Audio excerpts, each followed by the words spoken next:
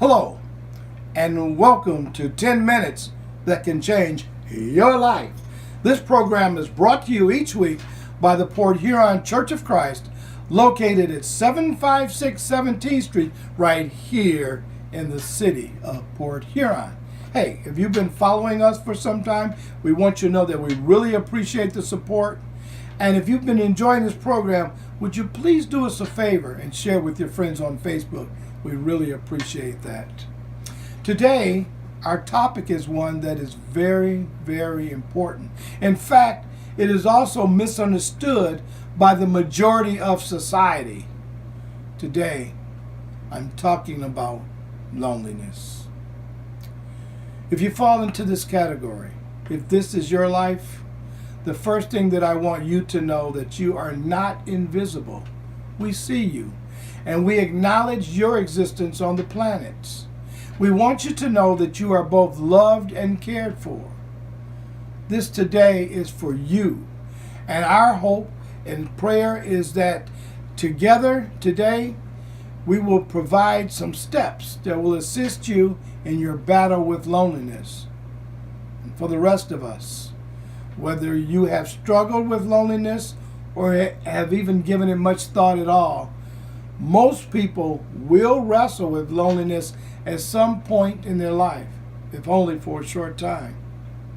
Consider, if you will, perhaps you had a failed relationship, a marriage that didn't work out as you hoped, and now as a result, it's left a hole in your heart. You gave it your all, and now you still can't believe that it ended. Or maybe it was an engagement. You found this wonderful person, the perfect person, and you had hopes of a wonderful life with them, only to watch it explode and blow away like a leaf in the wind.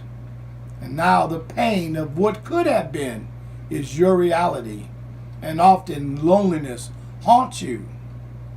Maybe it was a close friendship. You had been friends for most of your life, as long as you can remember. And then something was said, and now the friendship is over. And it ended with those words, "I hope I never see or speak to you ever again." And now the place they held in your life is empty. And in moments when you would be interacting with them, talking with them, going places with them, sharing your life, your thoughts, your hopes, your dreams, it's over. And you know what? This can be very agonizing and at times very lonely. Or maybe it was because of death, the death of a mate.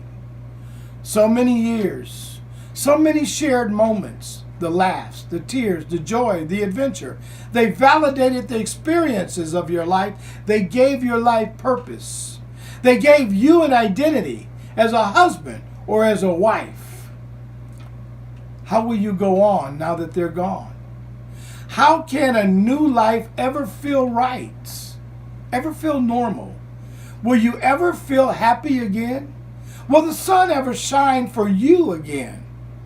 Will you ever feel whole again now that half of you is gone? Loneliness has just walked into your life, and by the looks of it, it plans on staying for quite a while. Maybe you lost a parent who was your best friend, your joy, your teacher and your mentor, the one person who you could share everything with without criticism, without judgment, without unsolicited advice. They were the cheerleader of your life. What will you do now? Who can fill that space?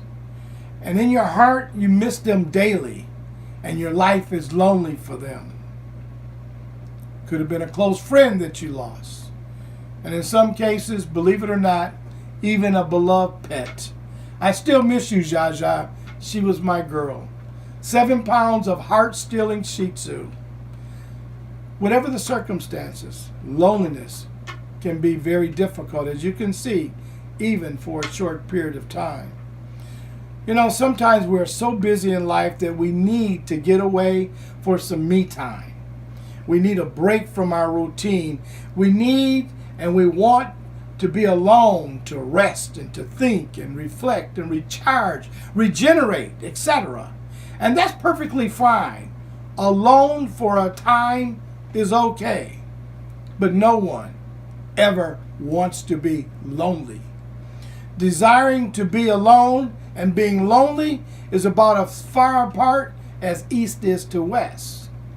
The reality is, most in society with normal productive lives have nary a clue what it's like to be lonely.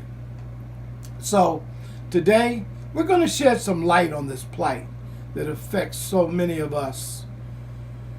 It could be a friend. It could be a family member. It could be a neighbor or a co-worker. Those whose lives are buried in solitude, who often put on masks when they go in public around others, but are forced to take it off and face their reality when home alone. I want to share with you 4 quotes that I feel will bring the plight of loneliness to center stage and give perspective to this issue. As you listen, think about those in your life who may be struggling with or suffering from loneliness. Hopefully, we all will gain a greater understanding of what it's like to live a life of loneliness. It was Pauline Phillips who said, "Loneliness is the ultimate poverty." Or this quote from F. Scott Fitzgerald. He said, "The loneliest moment in someone's life is when they are watching their whole world fall apart and all they could do is stare blankly." In this next quote from Waylon Jennings, you can hear the extreme pain of loneliness. He said, "This world that I live in is empty and cold. The loneliness cuts me and tortures my soul." And what about this from Anne Hathaway? She said, "Loneliness is my least favorite thing about life. The thing that I'm most worried about is just being alone without anybody to care for or someone who will care for me." You know, it breaks my heart to think there are those who live daily lives in the prison of loneliness, who despite their best efforts cannot find a way to fit into mainstream society. So the question becomes, when this is your reality, what's left? What do you do when you can't or don't fit in? What do you do when you have no one to love and no one to love you? What do you do when you can stand in a crowd of people and feel totally alone, as if you were the only person on the universe? What would you do when every day as you awaken to a brand new day, it becomes just another hopeless opportunity to be tortured and broken by life even more? What do you do when you run out of ways to cope and have nowhere to turn?